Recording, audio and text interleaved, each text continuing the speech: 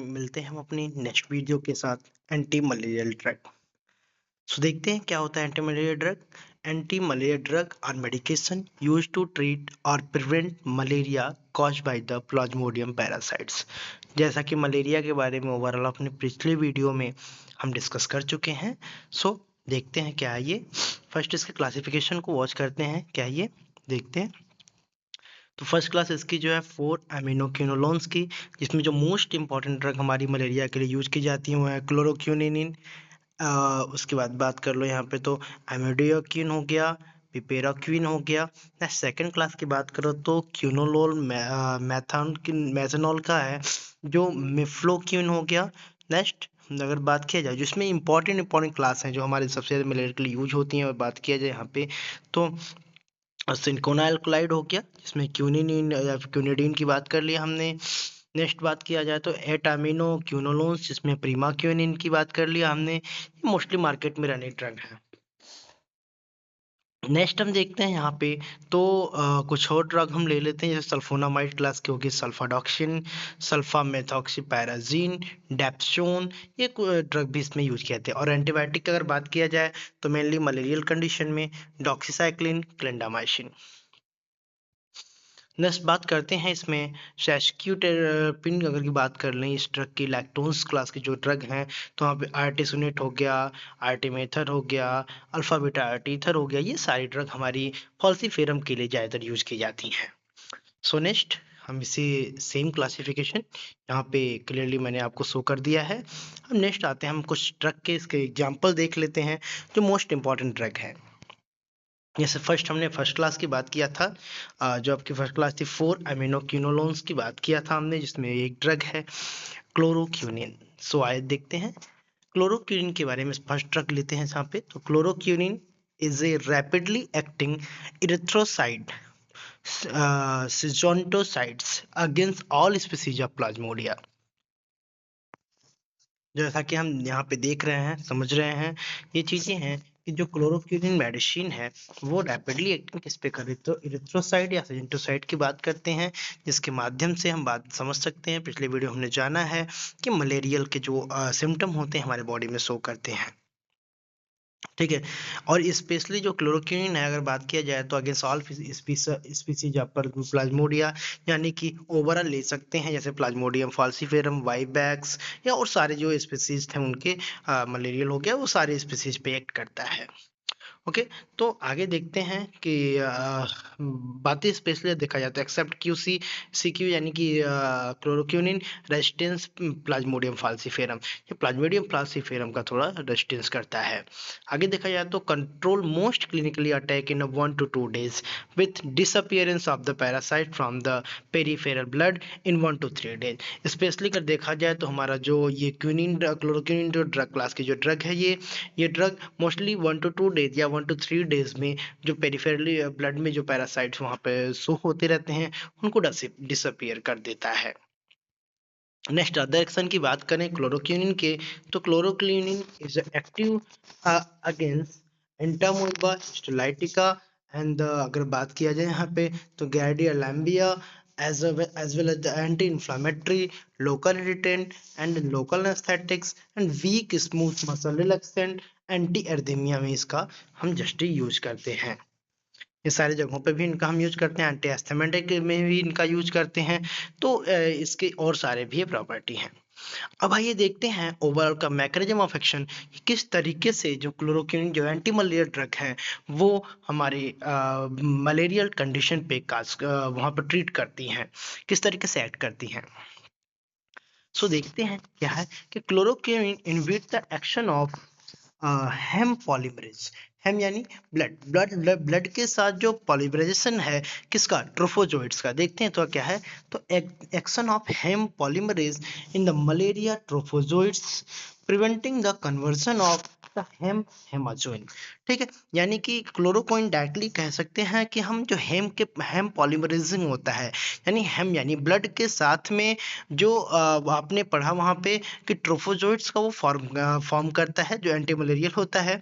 ठीक है, तो वहाँ पे डायरेक्टली हम ये समझ सकते हैं कि ट्रोफोजोइट्स का फॉर्मेशन ही क्या करता है, यहाँ पे जो हेम के साथ पॉलीमरेशन होता है उसी को ये रोक देता है। यानी कि जो आरबीसी सेल हमारे ब्रस्ट हो रहे थे, ब्रस्ट होने के बाद ट्रोफोजोइट्स जो मेरोजोइट्स को फॉर्म कर रहे थे। फर्स्ट स्पोरोजोइट्स था जो लिवर सेल्स के साथ में हो रहा था, जैसा कि आप पिछले वीडियो में याद कीजिएगा, आपको पता भी होना चाहिए कि फर्स्ट हमारा जैसा स्पोरोजोइट्स था जो कि जो आप कह सकते हो कि जो फॉल्सिफेरम स्पीसीज था मस्क्यूटो, उसके सलाइवा के साथ ह्यूमन में इंटर किया था।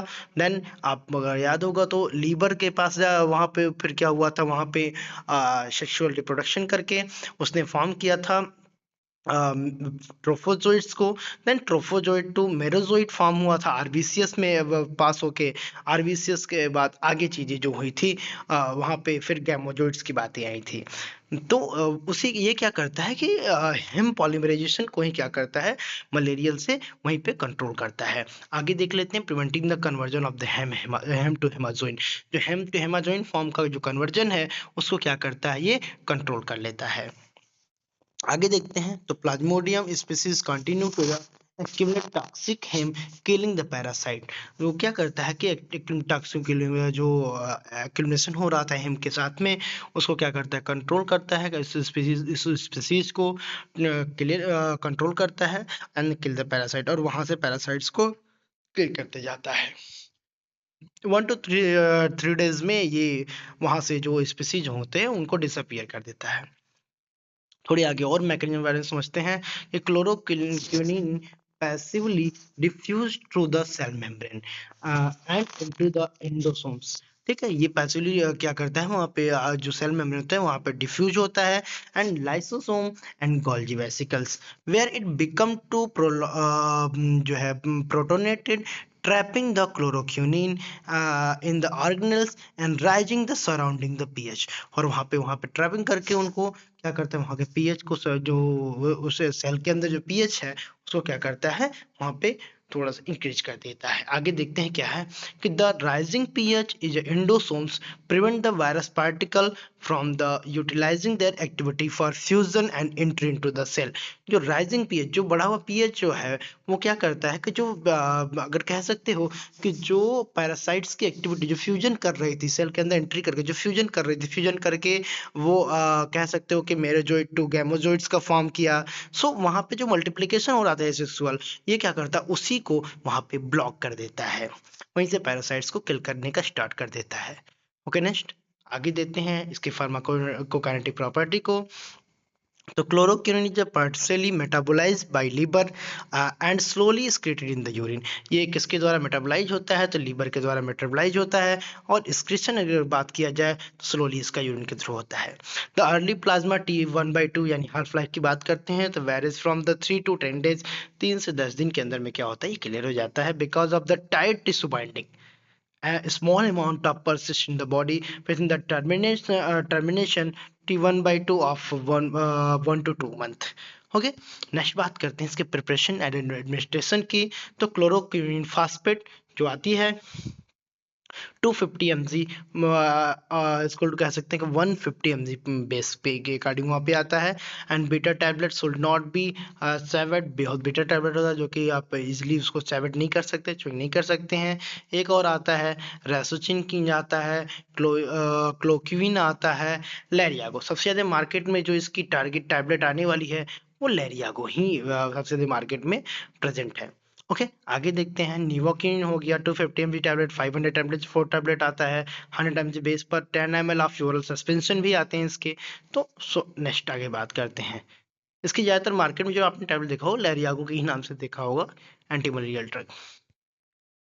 नेक्स्ट सेकंड ड्रग इसमें हम देख लेते हैं, थोड़े थोड़े बहुत ही ज़्यादा नहीं, बट थोड़े कुछ इंपॉर्टेंट ड्रग को हम यहाँ डिस्कस करेंगे। जैसा कि सेकंड ड्रग हम देखते हैं क्यूनिन डेरिवेटिव, क्यूनिन की बात करते हैं तो quinine is the levorotatory alkaloid obtained from the cinchona bark, जो कि सिंकोना बार्क से प्राप्त होता है, and the oldest anti malarial still in use. बहुत ही पुरानी दवा है ये, बहुत ही पहले से यूज होती चली आ रही है। It D isomer quinine is use as an anti arrhythmic.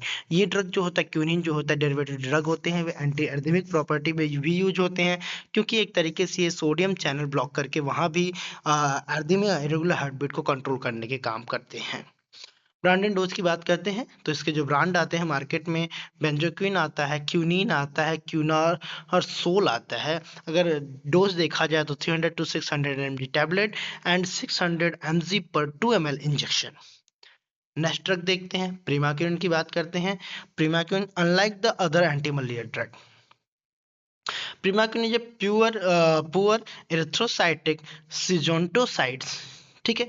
ये बहुत it has weak action on the P vivax, यानी प्लाज्मोडियम वाईवेक्स पे थोड़ा एक्शन इसका वीक है, but blood form of P falciparum are totally insensitive, ठीक है। On the other hand is more active against the pre erythrocyte stage of the P falciparum. कह सकते हैं कि ये तो पी वाईवेक्स यानी प्लाज्मोडियम वाईवेक्स पे तो अगर माना जाए तो थोड़े से कम एक्टिव है, बट अगर प्लाज्मोडियम फाल्सिफेरम की बात किया जाए तो वहाँ पे काफ़ी ज़्यादा एक्टिव ड्रग है उसको ट्रीट करने के नाम पे। नेक्स्ट देखते हैं तो primaquine differ from the other available anti malarial in having a market effect on primary as well as secondary hepatic phase of the malarial parasite. आगे देखा जाए it is highly active against gametocytes and hypnozoites. ये बहुत ही ज़्यादा active against होता है gametocytes जो form होते हैं, यानी कि लास्ट फाइनली जो हमारे बॉडी में चिल्स कह सकते हो, ठंड लगती है, फीवर्स होता है, बॉडी क्रैम्पिंग होती है, इन सबको जो कॉज करता है स्पेशली हम बात कर सकते हैं। हैप्नोजोइड पे भी ये काफ़ी ज़्यादा एक्टिव होता है। ब्रांडेड डोज की बात करते हैं तो यहाँ पे जो उसका मार्केट में जो ब्रांड आता है वो मैलरिड हो गया, एवाक्यून हो गया, उसके बाद बात कर लो तो लेओप्राइम हो गया, है ना। डोज की बात करें तो फॉस्फेट के साथ में आता है 26 mg, 15 mg बेस बात कर सकते हैं, एंड 2.5, 7.5, 15, 45 mg टैबलेट इसका आता है। नेक्स्ट लास्ट इसके बहुत ही इंपॉर्टेंट ड्रग की बात कर लेते हैं, जो एक और आता है जो सबसे ज़्यादा इफेक्टिव होता है, बात किया जाए तो फाल्सिफेरम पे, प्लाज्मोडियम फाल्सिफेरम पे। तो देखते हैं आर्टिमिनेशन डेरिवेटिव की बात करते हैं हम यहाँ पे। आर्टिमिशन जो डेरिवेटिव हैं जिसमें आर्टीथर की बात करेंगे, अल्फा बीटा आर्टीथर, आर्टिसोनेट की बात करेंगे तो देखते हैं Artemisinin is the active principle of the plant Artemisia annua use in Chinese tradition medicine, ठीक है। ये जो है बात किया जाए तो प्लांट नेम इसका आर्टेमिशिया है, एंड आर्टेमिशिया एनुआ जो है, जो कि ज़्यादातर चाइना ट्रेडिशनल मेडिसिन पर्पसेस को हम यूज करते थे एज अ, इसका देखा जाए तो क्योंगशु इसको बोलते हैं, ठीक है।